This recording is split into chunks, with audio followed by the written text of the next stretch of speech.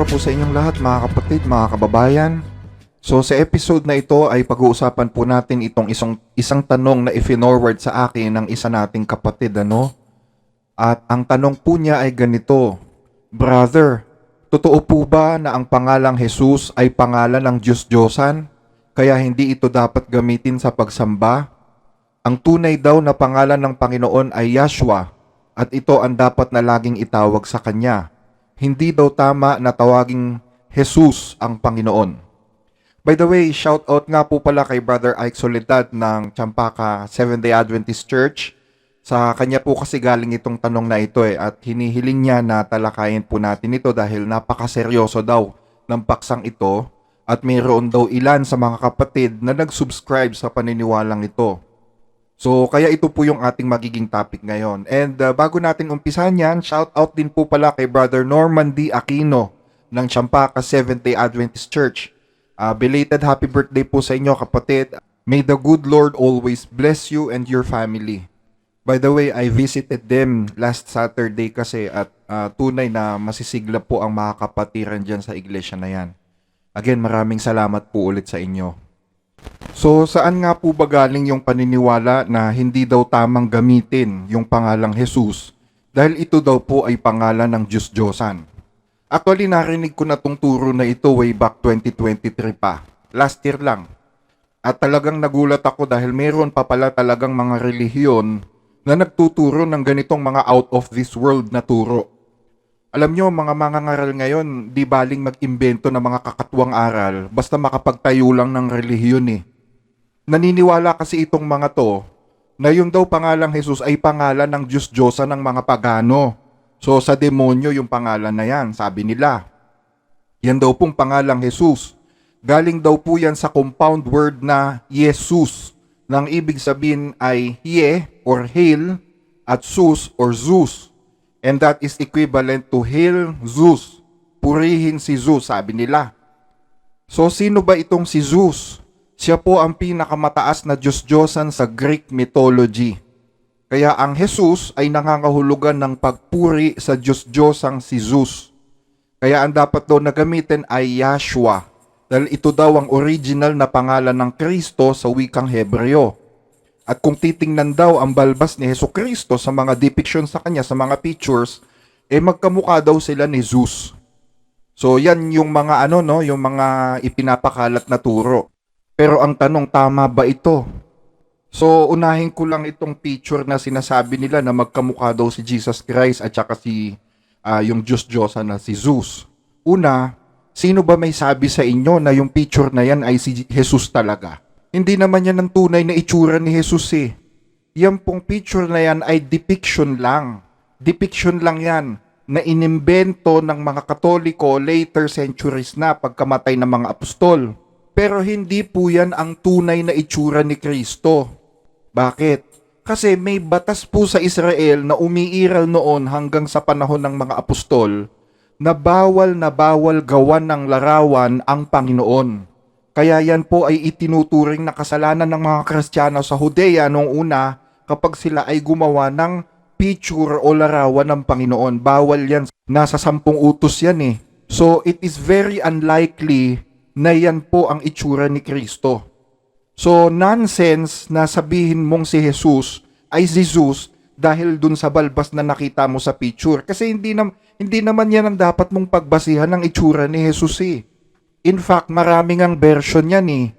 Maraming version yan. May itsurang incheck, may itsurang Afrikano, may itsurang babae. Diba? Maraming iba't ibang version yung depiction na yan eh. So, mali na sabihin mo na si Jesus yan. At mas mali na ang itsura ni Jesus ay itsura ni Zeus just for the reason na nagbase ka dyan sa picture na yan. Kababawan yon mga kababayan. Kung mangangaral ka ng Diyos, napakamaling argumento nun.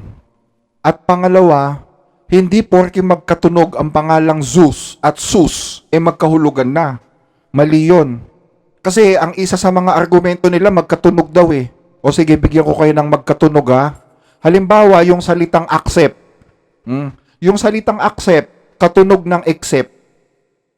Or yung salitang affect, katunog ng salitang effect. So, ibig bang sabihin, magkahulugan yung accept at saka yung accept? Yung affect at saka yung effect, magkahulugan kasi magkatunog?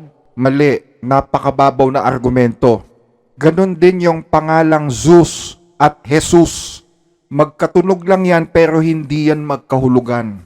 Sa katunayan, kung ikaw ay isang matalinong mangangaral, you must have a document or at least a basis for your doctrine. At wala pong dokumento or dictionary or encyclopedia or etimolohiya na nagsasabi na ang Zeus ay pwedeng i-translate na Jesus sa ibang wika. Wala nun. Kahit maghanap ka sa buong mundo, wala kang makikitang dictionary or encyclopedia na nagsasabing ang Zeus at ang Jesus ay pareho. O yung Zeus at saka Sus sa pangalang Jesus ay magkahulugan. Wala nun at kahangalan po yun. Ang totoo kahit nga yung paniniwala nila na ang tunay daw na pangalan ni Kristo ay Yahshua, mali din yun eh. Hindi Yahshua ang tamang Hebrew name, kundi Yeshua. Hindi Yahshua, Yeshua. Maghanap po kayo ng kahit anong Hebrew manuscript na may nakasulat na Yahshua. Wala kayong makikita. Imbento po yun. And for your information mga kababayan, mga kapatid, ang ibig sabihin po ng pangalang Jesus, yung pangalang Jesus yan po ay katumbas ng pangalang Joshua. Ulitin ko, yung pangalang Jesus ay katumbas po ng pangalang Joshua. Ito ipapakita ko po sa inyo. Dito sa aklat ng Hebrews chapter 4 verse 8, ang sabi dito sa King James, "For if Jesus had given them rest, then would he not afterward have spoken of another day?" Pag tinranslate ninyo sa Tagalog itong verse na ito, sapagkat kung ibinigay sa kanila ni Josue ang kapahingahan, ay hindi na sana niya sasalitain pagkatapos ang ibang araw. Napansin nyo? Yung pangalang Jesus na ginamit sa King James ay itranslate na Josue sa Tagalog. Kasi alam ng mga scholar na mga nag-aral ng Biblia na yung salitang Jesus ay galing yan sa pangalang Joshua or Josue. At yung pangalang Joshua, kapag yan po ay itranslate ninyo sa wikang Hebreo, yan po ay Yeshua, hindi Yahshua. Wala pong Yahshua, imbento po yun. Kaya yung Yeshua, yan po ay kasing kahulugan ng Jesus. Nakuha nyo mga kababayan, mga kapatid? Ito dito sa Hebrew Streams, ito po ay isang website about Hebrew translation of New Testament. Mga Bible and Hebrew scholars ang gumawa nito. Ang sabi nila dito mga kababayan, the name Jesus in English has complicated linguistic history that isn't apparent in modern Bible. Jesus is an Anglicanized form of the Greek name Jesus, found in the New Testament. Jesus represents the Hebrew Bible name Yeshua, which occurs as Jeshua in English Bible. In medieval English, the J was pronounced as a Y. Yehoshua. Yeshua, in turn, is a shortened form of the name Yehoshua, Joshua in English Bible. Moses' right-hand man, Joshua, has 3 names in the Bible. Originally, it was Joshua, but Moses changed it to Yehoshua according to Numbers 13:16. During the Babylonian exile, it was short to Yeshua according to Nehemiah 8 verse 17. Nakita nyo? Bakit daw yung Joshua ay naging Jesus? Dahil ang complete pronunciation talaga ng pangalang Yeshua ay Yehoshua. Yehoshua ang complete pronunciation ng Yeshua. So, pinaikli.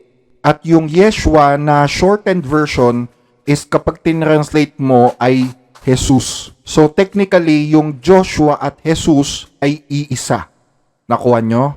Kaya yung mga nagtuturo dyan na ang pangalang Jesus ay galing sa Zeus, tigilan nyo na yan, maling aral yan. Yan ay aral ng isang pastor na hindi nag-iisip. Kulang sa pag-aaral ng Biblia at ng Bible language. Kulang din sa pag-aaral ng etimolohiya o ng pinagmulan ng mga salita. Ang totoo, tanungin mo yan kung meron ba silang matibay na dokumento o mga scholarly works na nagsasabing ang Zeus dun sa pangalang Jesus ay galing sa Zeus. Wala silang mabibigay na dokumento eh. Kasi yung aral na yun, sa kanila lang naman galing yun eh.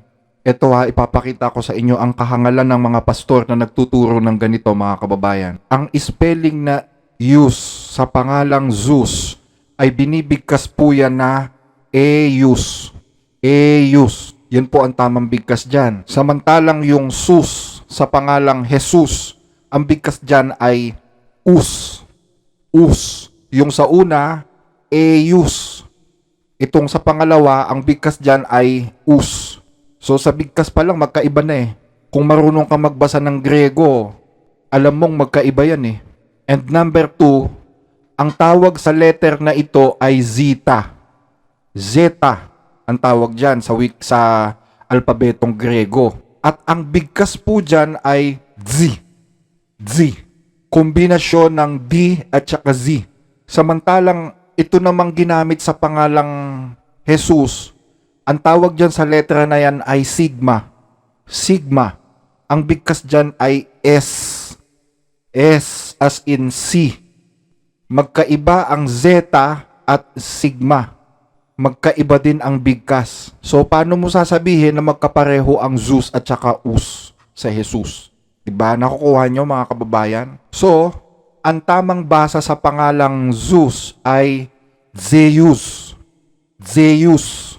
Samantalang ang basa naman sa pangalang Jesus ay Jesus. Jesus. Ang layo, di ba? So paano mo sasabihin magkapareho yan? Magkatunog lang sa pandinig mo pero hindi magkapareho yan. At hindi ka pwede mag-imbento ng aral dahil lang sa pandinig mo lang. Dahil yun lang ang pandinig mo para kang batang paslit nun. Nakita nyo? Ngayon, sabi pa nila masamang gamitin ng Jesus. Dapat kung anong original na bigkas ng pangalan niya, yun ang dapat daw gamitin. Kung Yashua or Yeshua, dapat yun lang ang gamitin, wag Jesus. E tanong, masama bang i-translate ang pangalan into different language? May sinabi ba sa Biblia na bawal mag-translate ng pangalan? Eh kung ang Biblia nga nagta-translate ng pangalan eh. Eto pakinggan ninyo ha. Sa Revelations chapter 9 verse 11. Sila ay may pinakahari na anghel ng kalaliman. Ang kanyang pangalan sa wikang Hebreo ay Abaddon. At sa Grego ay Apollyon. Nakita nyo, ang pangalan may translation yan. Ano pa? Ito sa John 1:42 ang sabi, siya'y kanyang dinala kay Jesus. Siya'y tiningnan ni Jesus at sinabi, ikaw ay si Simon na anak ni Juan. Tatawagin kang Cephas na kung liliwanagin ay Pedro. So yung Cephas at yung Pedro iisa yon kasi yung Cephas o yung Kefa sa wikang Hebreo yan na translation.